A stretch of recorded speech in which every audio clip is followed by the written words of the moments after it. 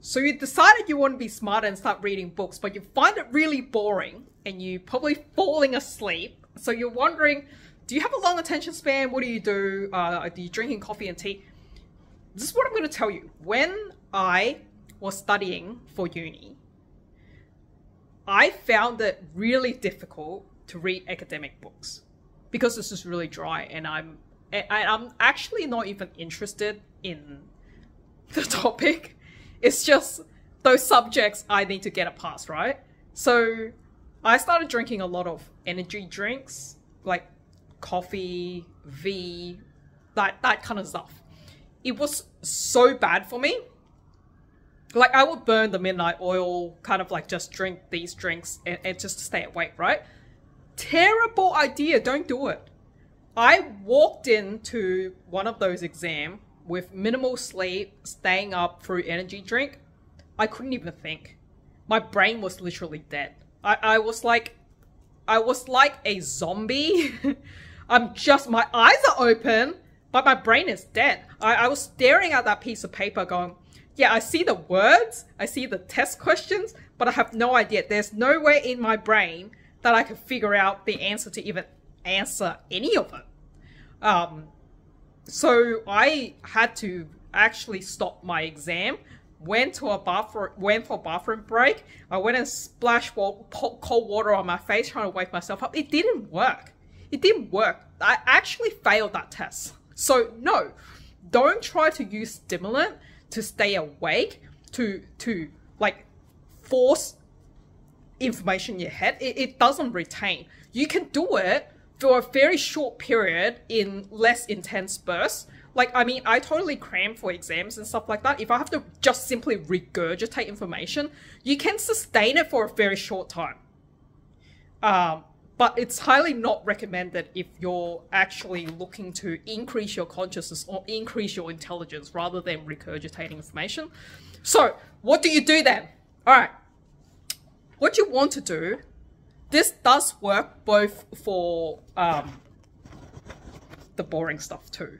This is the way to actually do it. What you do is when you open your book, ideally, if you're finding yourself falling asleep, you want to actually get up and move. So you have to be physically in motion. So this is what I actually do. If I have to if I'm trying to get information in my head while staying awake, like that, like we're saying this information is important, right? Like, it's just, we can't get ourselves to stay up, right? So you have to actually stand up, pace around, hold your book and pace around. You walk around the room pacing around whilst reading. Because I'm holding the camera, I can't do exactly what I would do. But what I would do with my other hand, which is holding the camera right now, with my other hand, I will use it to, like as if it's a ruler, to do the lines.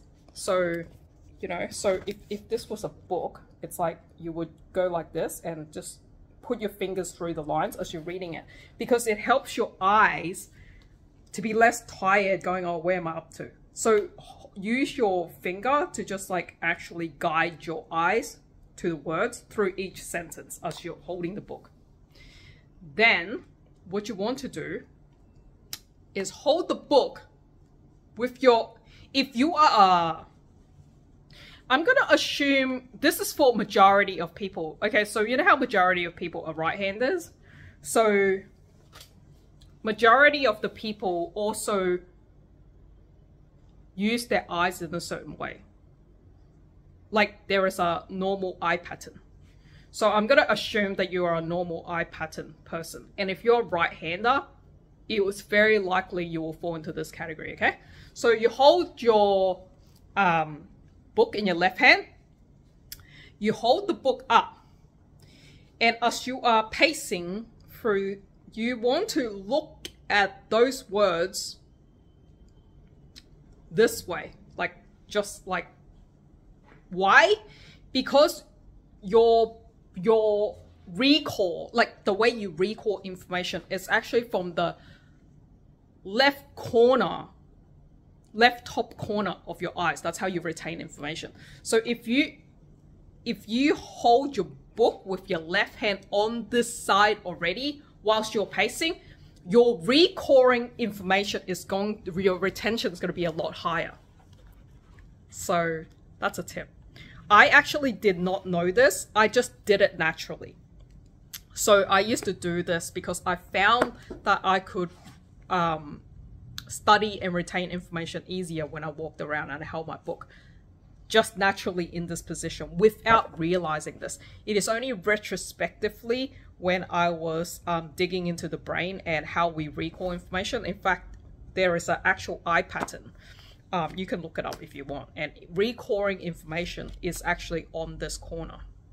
And this will happen. That's why people can tell if people are lying or not. Like, are they recalling information? Are they making up information?